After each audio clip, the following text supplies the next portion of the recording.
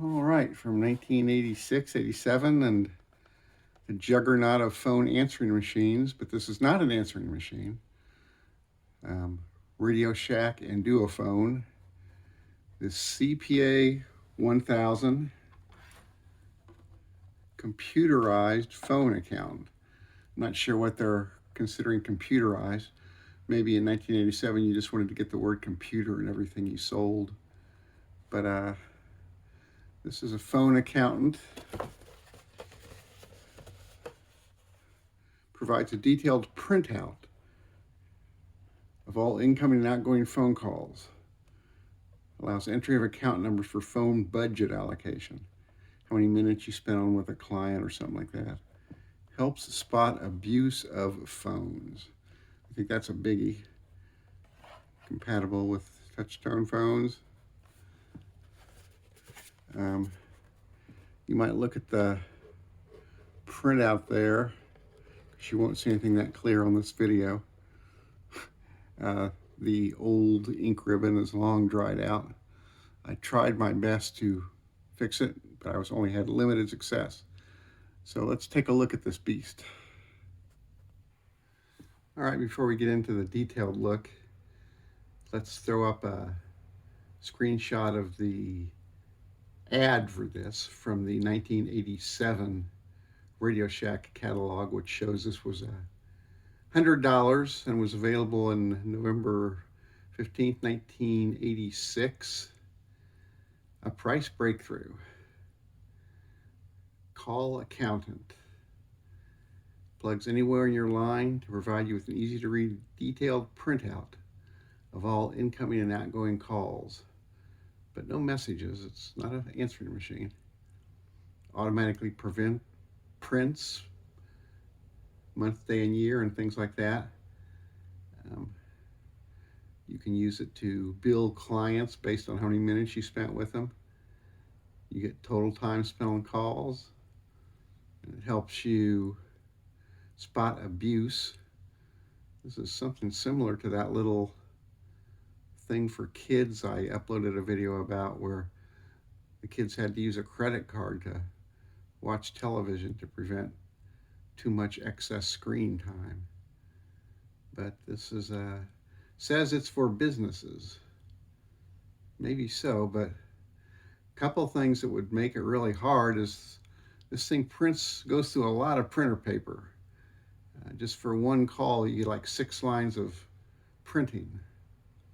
And that's going to be changing printer rolls all day. If you actually tried to use this for a business, it would be a very hard thing to do. But anyway, let's look at the machine now. I'll say as I start this that I have already done all of the phone call stuff yesterday or the day before, as much as I could, trying to use an old landline and get this thing to work. And this thing was really, really picky about working. But I did get some phone messages, some printout, and that's hard to see because I couldn't fix the printer ribbon. But let's take a look at those close up.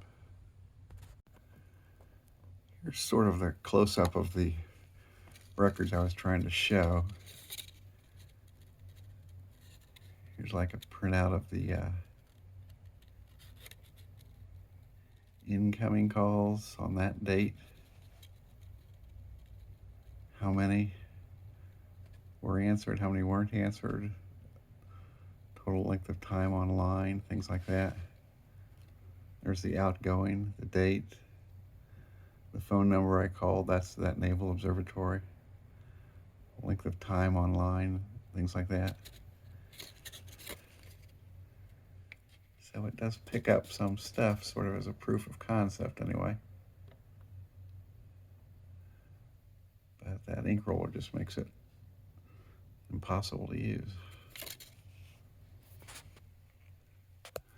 But the last one was sort of close.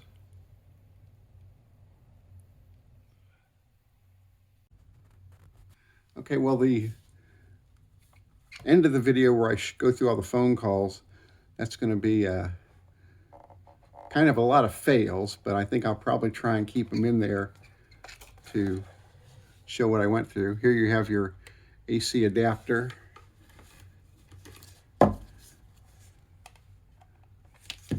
plug for your AC/DC adapter, tip positive.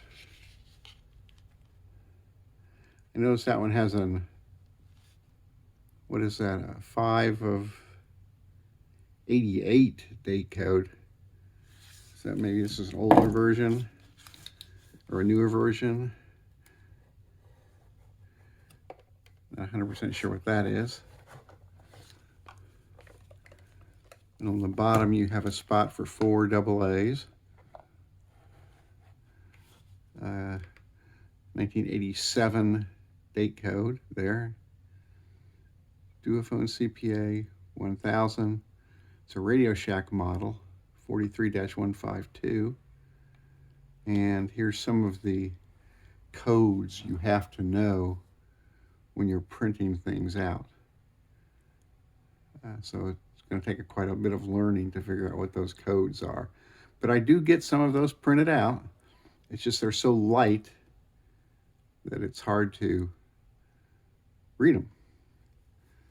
So let's see, here's a couple of screws. Why don't we take those apart and see what's inside? Taking the screws off the back and looking inside. 1986 date code. Various electronics.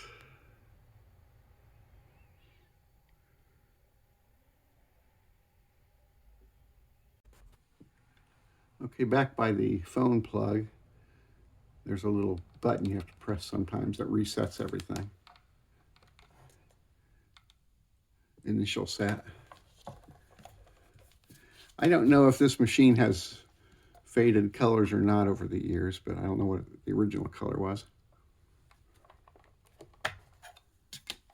Under that little door there is very important things. It's how you set the time and the date and how you start printing out and things like that.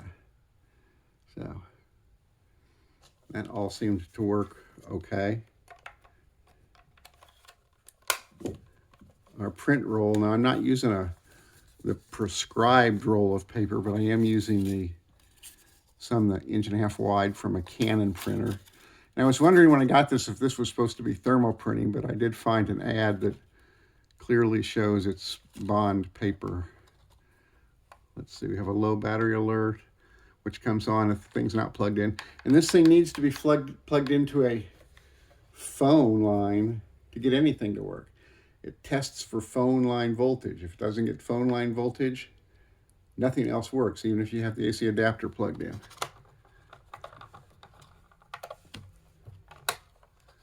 But in here, I don't know how much of this we'll be able to see. Here's the cursed ink roller. You have to get some tweezers and try it out. There's some instructions in there that shows that, but it's very, very difficult to get that thing out and to put it back in. So I'm not going to get it out here, but you'll see it when we're doing the video from the stuff I made a day or two ago. There's your paper feed button. And we can, or we have, or will see some of these printouts here. Like I say, lots of false starts. I'm not sure how much of those I'll edit out.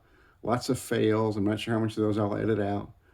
But as proof of concept, you can see that this thing works, although I'm not sure how much good it would have been to a business with the extra effort it takes to do all this.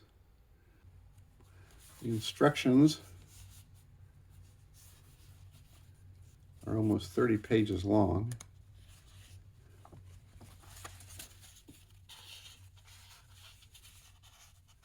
These are specifications.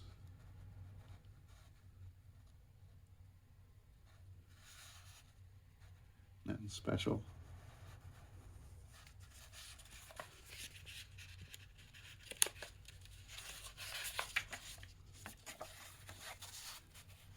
Has schematics, as a lot of the old electronics did.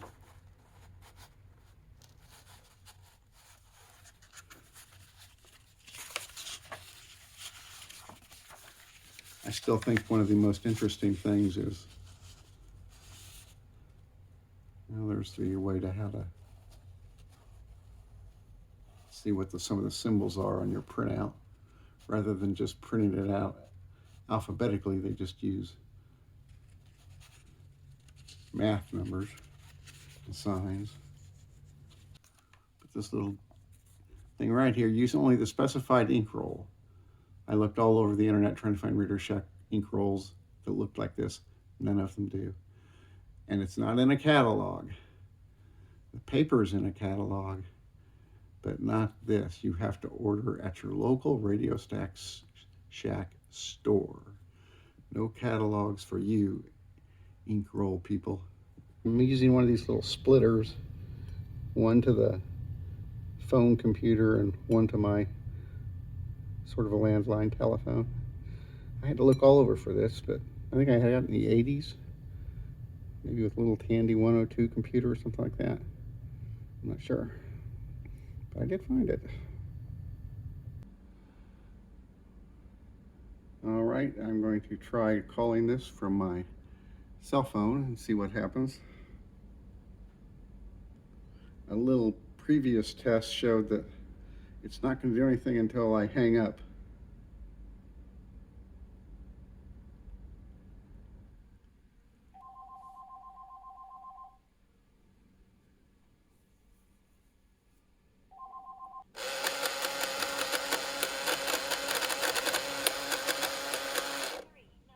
Well, it printed something out, but what? I only have a little bit of bond paper pushed in there. Hang on, let me see what's going on here. All right, there's a couple of the phone calls I tried, incoming. It's got the right date, but the wrong time. Well, no, it is the wrong time, I guess. The division 05 means it was not answered, and it rang 5 times, if you can believe that. And the 2 plus signs there above each one show that it was an incoming call. So once again, it sort of works.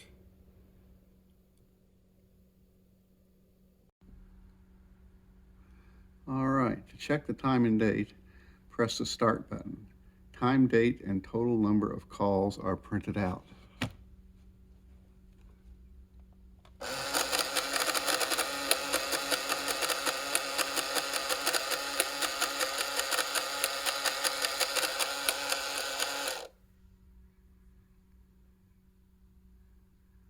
Okay.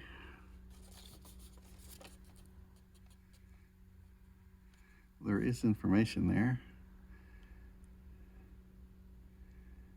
Time, date, the total calls.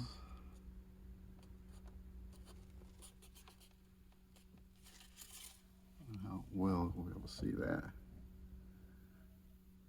Once again, I am going to go try and take that ink roller out and experiment with re-inking it, which the instructions say do not try to do. All right, we'll try an outgoing call here and see what it does. I'm nearby with a sort of a landline phone for my cable system.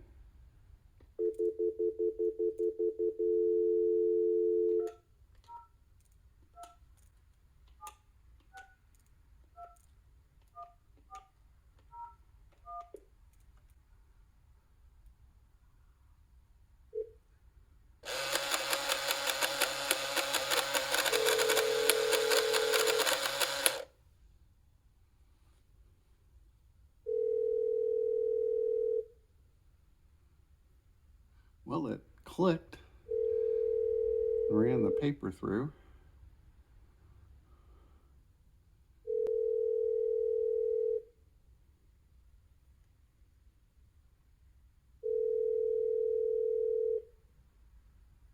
This is supposed to be the Naval Observatory.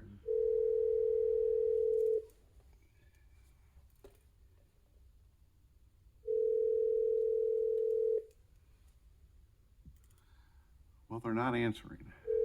Well, I'm giving up on that. Okay, waited till I hung up, and it did some more. I've called that number before and got messages like the time, the date, temperature, stuff like that. So I don't know what's up with it today. All right, success, I guess. Okay, let's do time and date again.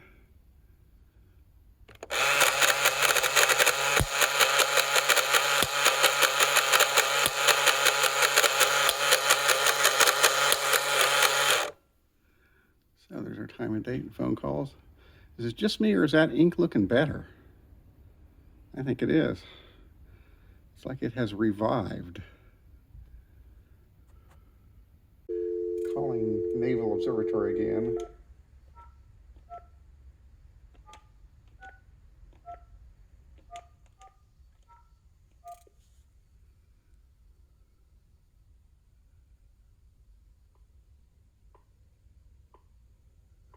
Atomic clock.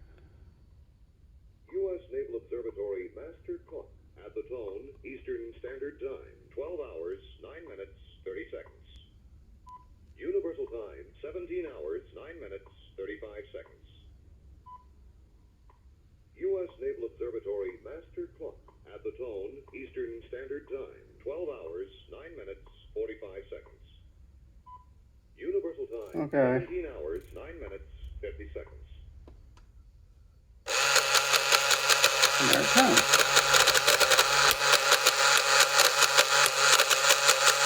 Time, date.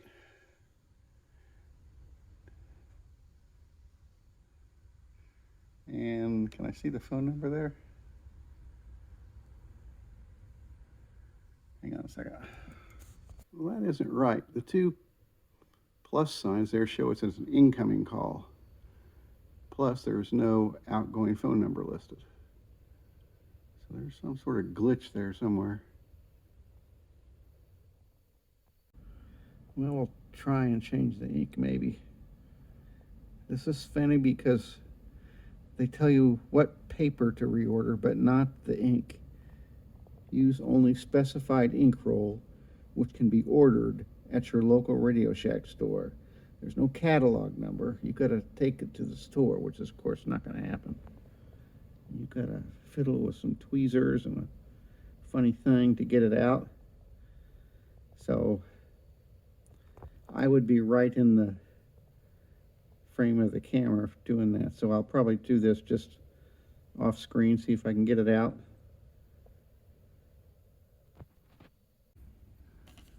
Well, I sort of got it out, but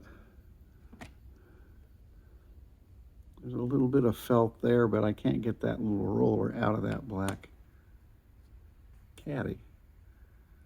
I don't know if I'll be able to put any more extra ink on that or not. I'll go somewhere and give it a shot. Well, I think all I did was ink my thumbs, but let me press start and see what comes out.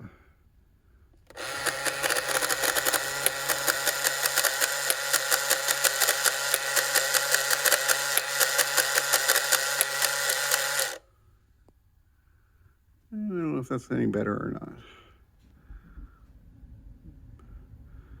Date, some phone calls. Let me call that weather again. At the tone,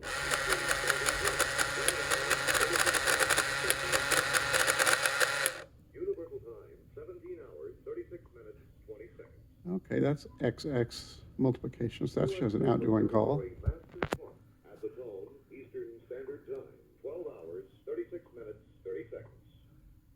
Universal Time, 17 hours, 36 minutes, 35 seconds.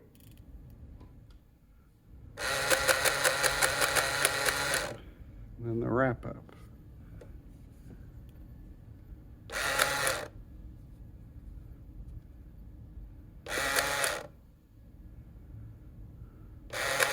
How many seconds? And it does show the phone number there. 202-762-1401. So that's the best I can do on the ink. Taking a cotton swab, rubbing it on an ink pad, and then transferring it to the little roller, because I couldn't get the roller out of the caddy. So I think as far as experiments, that's going to wrap it up for this. I'm going to take the whole thing back up to the normal video table and show it in the manual and all that and talk about it. But I got the practical stuff done first this time, which is unusual. Well, that's been it for the Radio Shack computerized phone accountant, DuoFone, of dubious use, I think, from 1986, 1987. Hope you enjoyed it. Thanks for watching. Bye.